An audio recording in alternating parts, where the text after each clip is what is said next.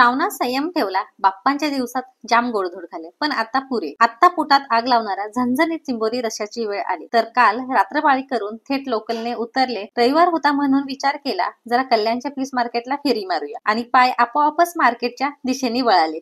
आणि काय सांगू, समोरच डोळ्यांना चमक आणणाऱ्या चिंबोऱ्या. मग काय, मार्केटमध्ये जायचंच थांबवलं, सरळ त्या चिंबोरीवाल्याकडेच वळले आणि त्या दादाला विचारलं, दादा ह्या चिंबोऱ्या भरल्या आहेत ना? तर दादा म्हणाला, ताई बघा ना, भरलेल्या पण आहेत न, एकदम लाखेच्या क्वालिटीच्या आहेत.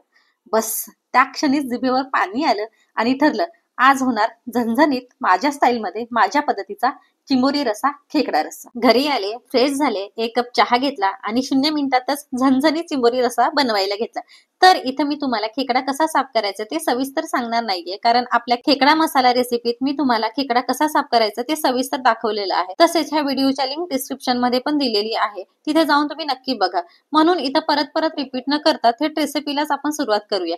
तर चिंबोऱ्या व्यवस्थित साफ करून घेतल्या. बघा ना, अशी चिंबोरी रोज बघायला भेटते का? नाही ना. आणि बघा, खरी खुरी ही लाखेची क्वालिटी आहे. तर अशा प्रकारे चांगलं चिंबोऱ्या आपल्या साफ करून घेतलेल्या आहेत. आता मसाला बनवायला घेऊया.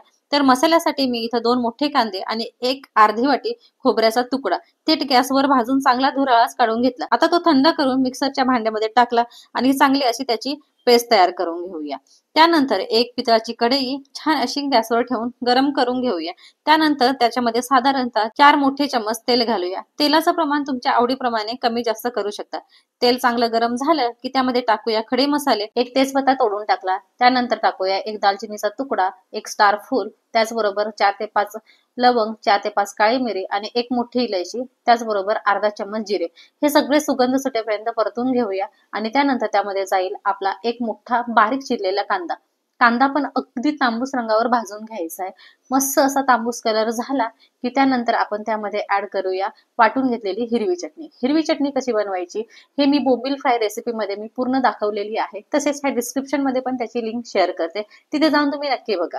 तुम्हाला माहितीच असेल तरी पण मी तुम्हाला सांगते. तर अशा प्रकारे चांगला गोल्डन ब्राऊन वर कांदा भाजून घेतला. त्यामध्ये गेला 1 मोठा चम्मच हिरवी चटणी. चटणी पण मिनिटभर चांगली अशी परतून घेऊया. आणि आता यात टाकूया आपण तयार करून घेतलेलं कांद्या खोबऱ्याचं वाटण आणि चांगलं असं मिक्स करून घेऊया. 2 मिनिटभर परतून घेऊया. अगदी तेल सुटायला लागलं की त्यानंतर आपण त्यामध्ये पावडर मसाले टाकूया. तुम्हाला इथे एक टिप्स देऊ इच्छिते, कोणतं पण जेवण चविष्ट बनवायचं असेल तर जे आपलं वाटण आहे ते परफेक्ट भाजलं गेलं पाहिजे. मसाले चांगले खरपूस झाले पाहिजे त्या तेलामध्ये. आणि त्यानंतरच आपण जी भाजी बनवतो, म्हणा खेकडा म्हणा या इतर कोणते पण, आणि त्यानंतर ते ऍड करायचं, म्हणजे चांगलं असं भाजीला स्वाद येतो. तर चला सुरुवात करूया. अगदी तेल सुटायला लागलं त्यामध्ये आपण टाकूया काही पावडर मसाले. तर पावडर मसाल्यांमध्ये मी घेतलेला आहे 1 चम्मच घरगुती मिरची पावडर, 1 चम्मच कश्मीरी चिली पावडर, त्याचबरोबर अर्धा चम्मच कांदा लसूण मसाला, अर्धा चम्मच मालवणी मसाला, अर्धा चम्मच गरम मसाला, अर्धा चम्मच हळद आणि 1 चम्मच फिश मसाला. त्यानंतर त्यामध्ये जाईल 1 चम्मच धने जिरे पावडर. हे सगळे मसाले एकजीव करून घेऊया. ह्या वाटणामध्ये कांद्या खोबऱ्याच्या वाटणात चांगले मसाले एकजीव करून झाले की मसाले लवकर आणि पटकन शिजावे म्हणून थोडंसं पाणी घालूया. अगदी तेल सुटेपर्यंत हे मसाले असे शिजवून घेऊया. मस्त असं तेल सुटायला लागलं की त्यामध्ये चवीपुरतं मीठ घालायचं. चिंबोऱ्यांमध्ये किंवा कोणत्याही सी फूड मध्ये मिठाचं प्रमाण थोडं जास्तच असावे. तर इथे मी साधारण 1 मोठा चम्मच मीठ घातलं, चांगलं मिक्स करून घेतलं. आणि त्यानंतर वेळ आली ती लाखेने भरलेल्या चिंबोऱ्यांची. त्या सरळ मसाल्यामध्ये सोडूया आणि छान मिक्स करून घेऊया. चिंबोऱ्या मसाल्यात चांगल्या एकजीव झाल्या की वरून थोडीशी कोथिंबीर पेरू आणि गॅस कमी करून झाकण ठेवून 5 मिनिटासाठी मस्त अशा वाफवून घेऊया. आपल्या चिंबोऱ्या वाफळतात तोपर्यंत आपण इथं चिंबोऱ्यांचे जे पाय असतात, नांगड्या असतात, त्यांचा स्टॉक तयार करून घेऊया. तर स्टॉक तयार करण्यासाठी कसं करायचं, तर हे छोटे पाय असतात ते खायला जमत नाही नीट, म्हणून हे सरळ मिक्सरच्या भांड्यात किंवा खलबत्यात तुम्ही कुटून घेऊ शकता. मी काय करते तर डायरेक्ट मिक्सरच्या भांड्यामध्ये टाकते आणि त्याला चालू बंद करून असं मिक्सरला वाटून घेते. आणि त्यानंतर पाणी घालून थोडंसं गाळणीने गाळून घ्यायचा. आपला नांगड्यांचा स्टॉक तयार आहे. आणि हा स्टॉक आपण रस्स्यामध्ये घालणार आहोत. तर 5 मिनिटांनी झाकण उघडून घेऊया. परत एकदा मिक्स करून घेऊ आणि जो नांगड्यांचा स्टॉक तयार केला होता तो घालूया. ह्या नांगड्यांच्या स्टॉकमुळे रस्सा मस्त असा घट्टसर आणि चविष्ट बनतो. आता गॅस मीडियम ठेवून 15 मिनिटांसाठी चिंबोऱ्या शिजवून घेऊया. एकदा चांगल्या चिंबोऱ्या उकळून घेऊया. आता बघा, आपल्या चिंबोरीचा रस्सा चांगला उकळायला लागला.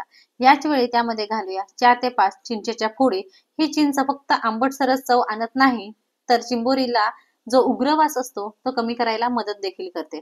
अरे पण एवढंच नाही हा, या रस्स्याला जास्त वेळ मंद आचेवर उकळवलं ना तर मसाले एकदम मुरतात आणि चव दुप्पट होते. आता बघा ना, हलकासा बघा ढवळून घेऊया. वाह, काय रंग आलाय बघा, आणि सुगंध तर आधीपासूनच घरभर दरवळलाय. अगदी पाकता क्षणीच तोंडाला पाणी सुटलं. मसाल्यांचा सुगंध, रस्स्यातील झणझणीत चव आणि त्यात चिंबोरीचा खमंगपणा. खरंच सांगते, हा रस्सा म्हणजे खवय्यांसाठी एक मेजवानीच आहे. तर मंडळी बघा, झाला आपला मस्त असा झणझणीत चिंबोरीचा रस्सा. आता मस्त गरमागरम भाताची एक वाटी घेऊ, त्यासोबत हा लाल भडक रस्सा घेऊ आणि त्यानंतर त्यावर एक खेकड्याचा पेंदा ठेवू, त्याचबरोबर ही कवटी ठेवू लाखेनी पूर्ण भरलेली अशी. चला तर मग तयार आहे वाफळलेला भात आणि झणझणीत असा आपला चिंबोरीचा रस्सा. वरून मस्त चमच्याने थोडासा रस्सा ओतायचा. चला तर मग बघूया हा कसा खायचा आहे ते. तर काय मंडळी, कसा वाटला हा चिंबोरीचं कालवण किंवा खेकड्याचा रस्सा? एकदम जबरदस्त ना. आणि माझ्या पहिल्या व्हिडिओमध्ये भरपूर जणांचे कमेंट्स असतात का खेकडं खायचं कसं. बापरे, म्हटलं खेकडं खायचं कसं, ह्याला हेच माहिती नाही तर हा खेकडं बनवणार कसा आणि खाणार कसा. तर बघा, खेकडा हा असा घ्यायचा, मस्त खेकडाचा पेंदा घ्यायचा, वरून अशी ही कवटी ठेवली मी, ह्याचं पण कारण सांगते. आणि मस्त वाफाळलेला भात, आहा जबरदस्त. मस्त असं वाफाळलेला भातचा एक घास आणि खेकडाचा नांगा. वाह, खेकडं हे दोन्ही हातानेच खावं लागतं, एका हाताने जमणारच नाही आपल्याला खेकडं खाणं. तर पहिल्यांदा काय करायचं, हा खेकडाचा नांगा असतो ना, ह्याच्यामध्ये मस्त असं पाणी असतं, ते खूप टेस्टी लागतं. मस्त पाणी चोखून खायचं आणि नंतर हा आहा जबरदस्त. आणि नंतर काढायचा तो हाताने, काढून घ्यायचं ह्याचं वरचं कवच काढायचंय. थोडे कठीण असतात हे खेकडी, खायला थोडे अवघडच असतात पण टेस्टी लागतात. तर बघू शकता, हा खेकडाचं जे मांस असतं ना तेच खायचंय आपल्याला. अशा पद्धतीने थोडस बुडवायचं ह्याच्यामध्ये. जबरदस्त.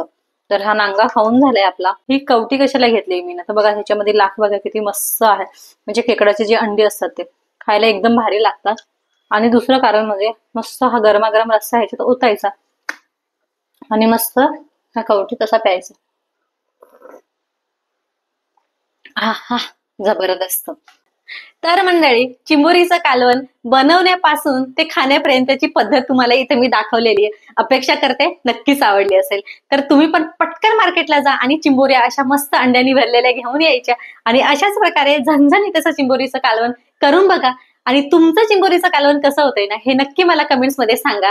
आणि हो, अपेक्षा करते ही माझी रेसिपी तुम्हाला आवडली असेलच तर पटकन लाईक करा, शेअर करा आणि कमेंट्स करा. तसेच अजून माझ्या चॅनलवर नवीन असाल तर पटकन सबस्क्राईब करून बेल आयकॉनवर क्लिक करा. पुन्हा भेटूया अशाच एका नवीन रेसिपी सोबत. तोपर्यंत मस्त राहा, छान राहा आणि सर्वात महत्त्वाचे म्हणजे खात राहा. नमस्कार.